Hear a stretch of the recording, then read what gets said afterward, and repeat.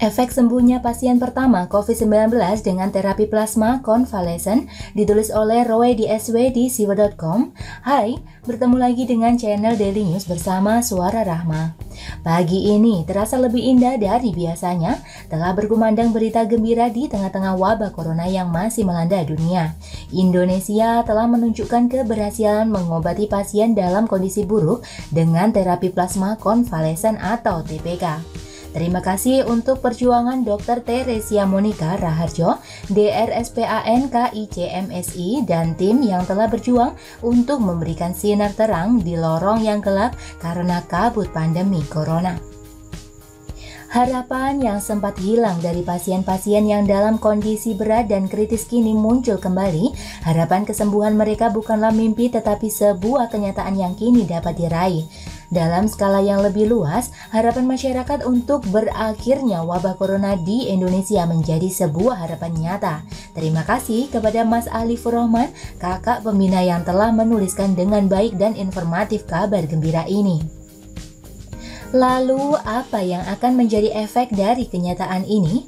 Penulis memprediksi ada beberapa hal, yaitu: pertama, Presiden atau pemerintah akan segera membentuk tim TPK skala nasional untuk segera dapat bekerja sesuai dengan protap TPK yang telah dibuat Dr. Monika dan tim, sehingga dapat menolong banyak pasien di seluruh pelosok Indonesia, terutama yang dengan kondisi berat atau kritis. Adalah sangat tepat andai Presiden menunjuk Dr. Monika sebagai koordinator nasional TPK. Kedua, Konsil Kedokteran Indonesia akan merubah keputusan yang pernah dibuat. Sebagaimana pernah penulis tuliskan dalam judul "Mungkinkah Ego Sektoral yang Menyebabkan Korban Berjatuhan?", menurut penulis, Konsil Kedokteran Indonesia telah membuat kekeliruan dalam membuat keputusan di mana keputusan tersebut menyebutkan SPP atau spesialis paru sebagai yang pertama memegang otoritas di ruang ICU pada masa pandemi ini dan konsultan intensif atau KIC disebutkan terakhir.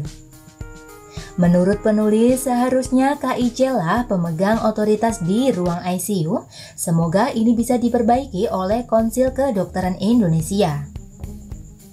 Ketiga, proyek pengadaan ventilator dibatalkan. Sebagaimana biasanya menghadapi penyakit yang menyerang paru-paru, maka ventilator adalah salah satu alat andalan spesialis paru untuk menolong pasien. Dengan telah berhasilnya PINPAD dan PT Dirgantara Indonesia bekerja sama dengan UI, ITB, dan UGM untuk membuat ventilator, maka praktis tidak akan ada kebutuhan ventilator baru yang harus diimpor. Mungkin hanya diperlukan beberapa unit ventilator import untuk penggunaan invasif dan ICU ventilator.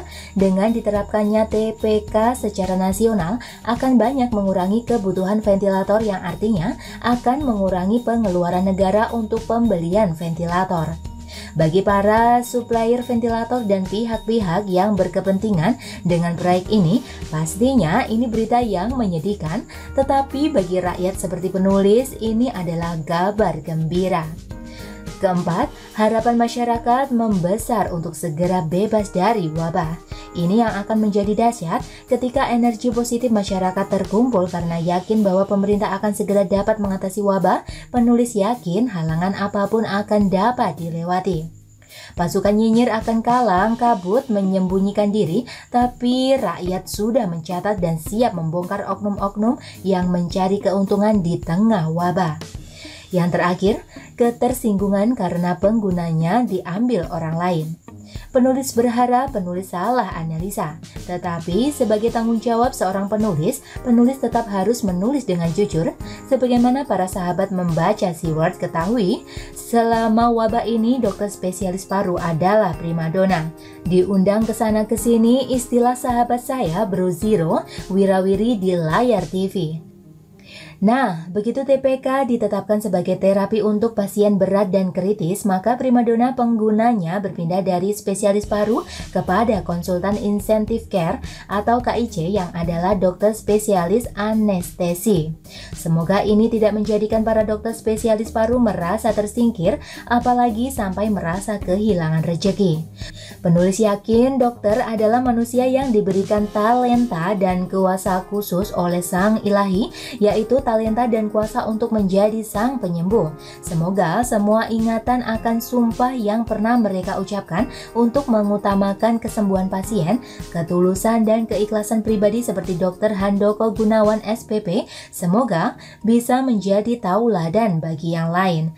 Dan bagaimana menurut Anda teman-teman? Silakan tulis komentar Anda ya, jangan lupa like, subscribe, dan share. Artikel ini bisa dilihat secara lengkap di halaman siwer.com. Terima kasih sudah menyaksikan channel Daily News hari ini.